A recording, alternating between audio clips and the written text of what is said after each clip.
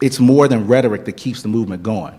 You know, you have to have people who show up to work every day, who can build relationships. And for almost 20 years, Dr. Steele did that. In the face of people telling him that he was crazy, do not leave Tuscaloosa, Alabama, where you from, to come help SCLC when you have luminaries saying, I think SCLC should die. And so when they talk about Dr. King, we want to give him a shout out, but we have to also talk about Dr. Charles Steele Jr., who's the reason SCLC is still here. So thank you. I would also be remiss, I want to give a shout out to Attorney Charles Brooke, who's our legal counsel, who's in the trenches with us every day. I would also have to say, you know, oh, y'all, give a clap, man. But I would also have to say that much of what SCLC does nationally is great, but we couldn't do what we do without our chapters. And here in the DMV, you guys are fortunate to have one of our most outstanding chapters led by one of our most dynamic leaders, and Miss Josephine Morning. So please give her a shout out. Prince George's, but she is all of DC, so Prince George's, Maryland. But I don't think I've met anybody in DC who didn't know her, so I think her tentacles run. But what I wanted to talk about today, when I was talking to Keith, and I actually had this very long speech for you guys. I'm actually a little upset because I had my teleprompter ready and everything. But Keevan said, nah, man, we need to talk about this moment. We need to talk about what's happening right now in a very real way. And a lot of that is because of the time that we're in right now. We all are suffering, and we're all in some ways shocked by what happened in November. Many of us did not think it was going to happen. Many of us thought the outcomes would be different, but here we are right now. We're all here for this moment. So the question comes down to, how are we going to react? How are we going to respond?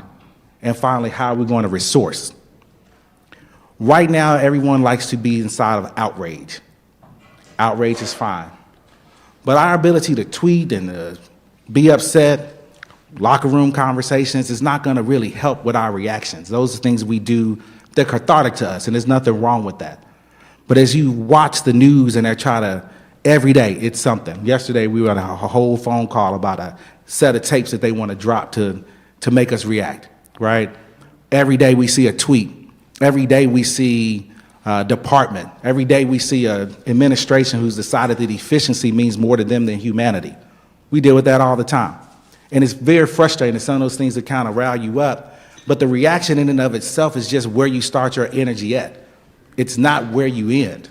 And so when you think about your reactions, and you have to think about, well, how do I respond? Or more importantly, how do we respond? We are facing an enemy right now that is incredibly well organized. They are incredibly well resourced, and they are incredibly determined to roll back virtually everything that we as folk value, and it's at the Southern Christian Leadership Conference we're proud of starting. They want to roll back the Civil Rights Act. They want to roll back the Voting Rights Act. We're seeing them through order and through legislation come through what we consider the civil rights movement and put the entire thing under attack. We're watching it happen in real time. So how do we respond to a moment like that? It's important for us to remember, and I'm stealing from Dr. Steele, he's here, so I'm taking one of his quotes. Politics are not going to free us. Politics have never freed the people. People have to free politics. We have to figure out as each other, how are we going to come together in this moment? And that goes to my point of how do we resource. When I talk about Project 2025, I always make the point, they spent $22 million. $22 million. Let me help everybody out. It doesn't take $22 million to come up with a website. It don't take $22 million to come up with pamphlets and flyers.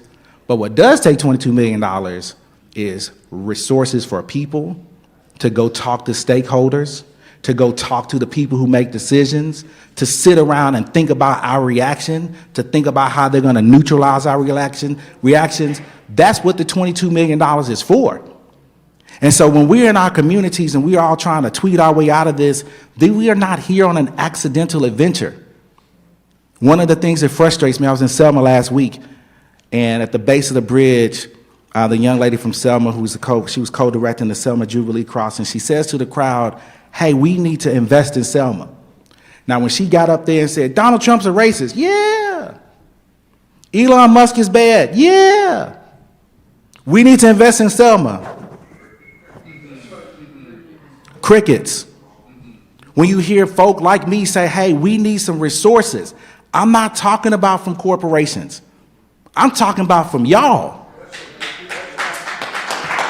Right now, we cannot continue to believe that the folk who are afraid of DEI are going to suddenly influx us with money. They're not going to.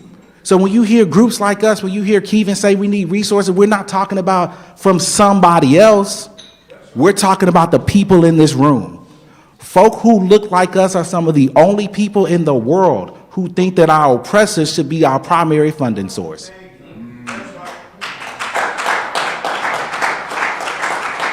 At the end of the day, it's important that we have providence over our stories.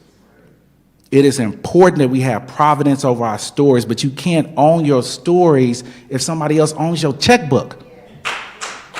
Why do you think people keep looking, man, what's going on? If my entire existence, I talk about that still a lot anyway, one of the things he was proud about is making sure that he didn't resource our company in a way where we had to lose our soul.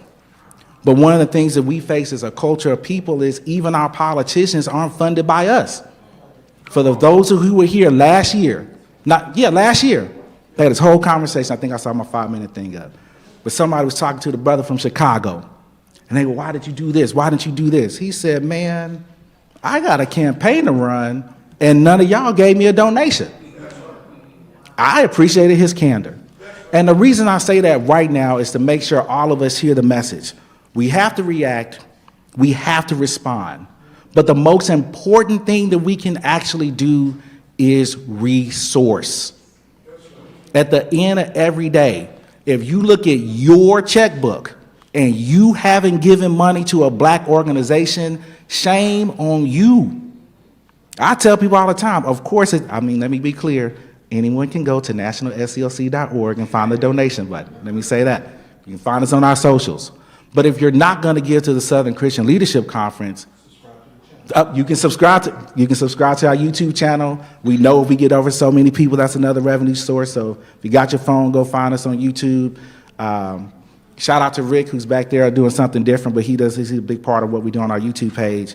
But more beyond us, and of course I want it to come to us, if you don't give money to somebody, one thing we love to do is say, well, I don't want to give to SLC. I don't know about that new president. Oh, okay. But then who are you going to give it to? At the end of the day, stop finding excuses to not give. If you don't give it to us, give it to somebody, and give it to someone who's proud and happy and wanting to be black and represent black. Because right now we have very specific human beings that are trying to rip our culture away. They're trying to literally say that being black isn't even a thing. We don't even have to think about it. Right? Am I making sense? And so when you guys are really thinking about all the stuff that we're putting together, shout out to Kevin for what we're doing, I want to put a charge out to every single person here. Give resources. Do not just react. Do not just respond. Resource, resource, resource. Thank you.